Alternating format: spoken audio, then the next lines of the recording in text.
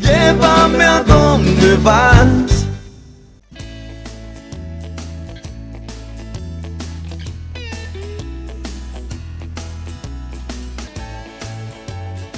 Azora es una organización que cría y protege a aves silvestres.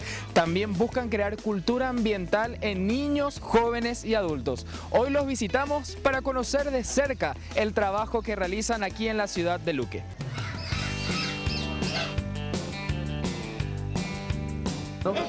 Estamos pintando ¿cómo se dice? Un tucán. ¿Qué están aprendiendo? Las razas de los animales y los tipos. ¿Qué es lo que más te gusta?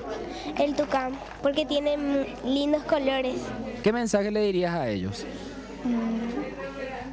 Que aprendan a cuidar el medio ambiente porque hay muchas aves hermosas y le estamos matando todo por culpa de la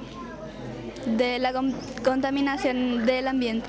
El pavo real. Es mejor que esté en su hábitat natural. Cuando aprendemos que lo hable, no tiene que comer cosas que ellos no comen.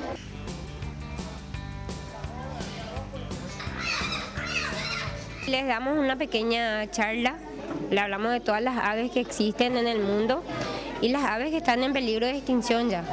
Después, de acuerdo al material que ellos realizan, hacen los trabajos de acuerdo a las edades también.